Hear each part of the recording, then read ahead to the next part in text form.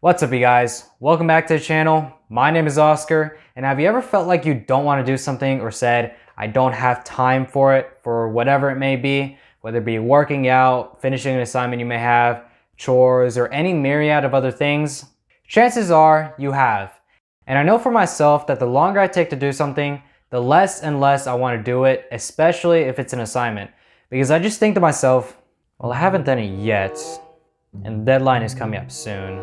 So there's just gonna be more work now than it was yesterday. And I don't wanna do that work. And that just ends up creating a perpetual loop of putting things off until I have to stay up until 2 a.m. finishing it the night before. Which, as many of you know, really sucks. But I have found that the advice in this video has really helped me to curb my own procrastination in school and in life in general. So if you're ready for this, go ahead and drop a like down on the video. I'd really appreciate it. And with that said, let's get into the video. Now first off, let's start with something simple. Look around your house or think about what it is you need to do. Do you still have to make your bed? Maybe you have to throw your laundry in the not the dishwasher. Or did you forget to check the mail? If whatever comes to mind will take 2 minutes or less, go do it. I'm serious. Pause the video and go do it. I'll wait. So assuming that you went and did whatever it is, great. Or if you completely ignored me, well, I tried. This idea is known as the 2-minute rule, and it was originally coined by a guy named David Allen. And it explains that most of the things we tend to procrastinate on can oftentimes be done in 2 minutes or less. And that is why it is best to do them as soon as they come to mind, because those small tasks oftentimes take more effort to remember than the effort of actually going and doing it. Second, have you ever had a task or project that you had to complete for work or for school? If you haven't, consider yourself lucky. But for the rest of us, if you had a whole week before it was due, how often would you find yourself cramming to finish it the night before? Or if you have all day to clean your house, what are the odds that you would take all day to actually clean your house? Most of you watching would probably take the whole amount of time you were given, and this is known as Parkinson's law. What Parkinson's law is basically the notion that work expands to fill the time allotted for its completion. So say for instance, instead of having a whole week to finish an assignment, you only get 3 days, odds are you'll probably find a way to finish that assignment in just 3 days instead of having a whole week like you did before. Or instead, give yourself 3 to 4 hours to clean your house.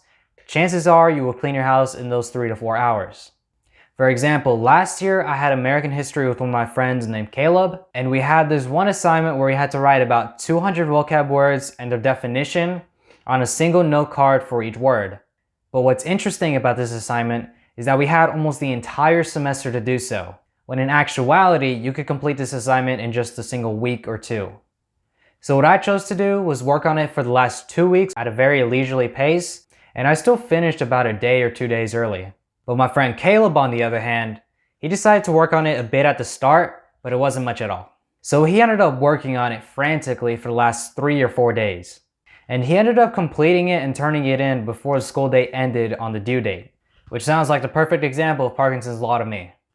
Next on our list is to schedule what is important. Scheduling things out, especially the day before, will help increase the likelihood of you actually doing it when the time comes around, and helps you remember what it is you wanted to do.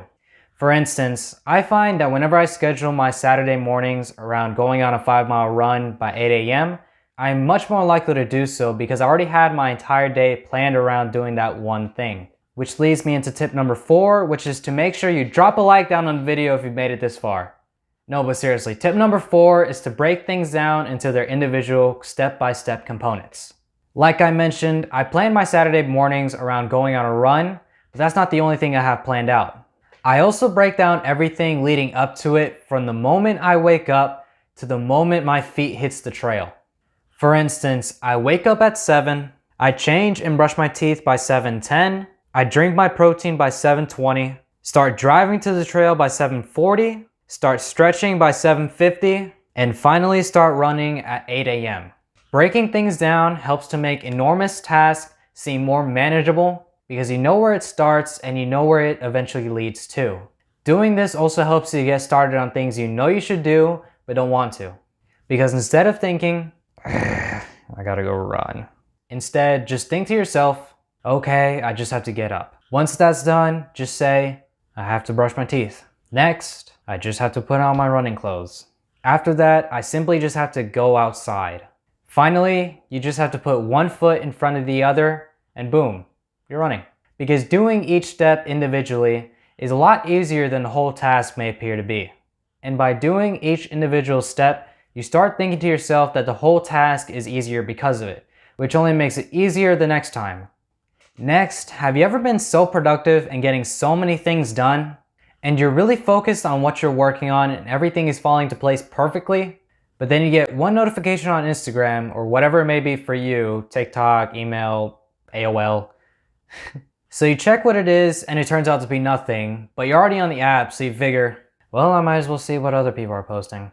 And then you realize that 20 minutes have gone by and it just completely kills your mood.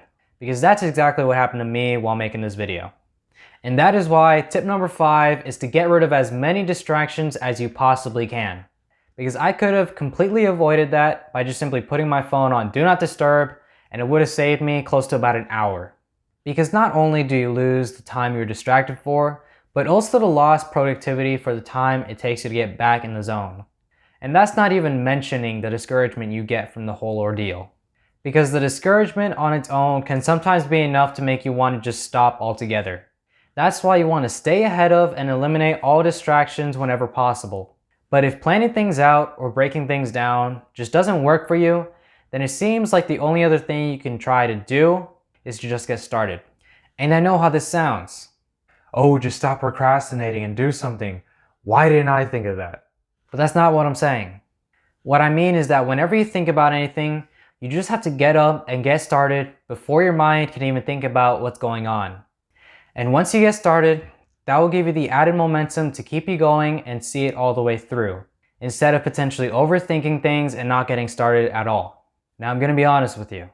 This is going to be the hardest one on the list, but by far the most effective.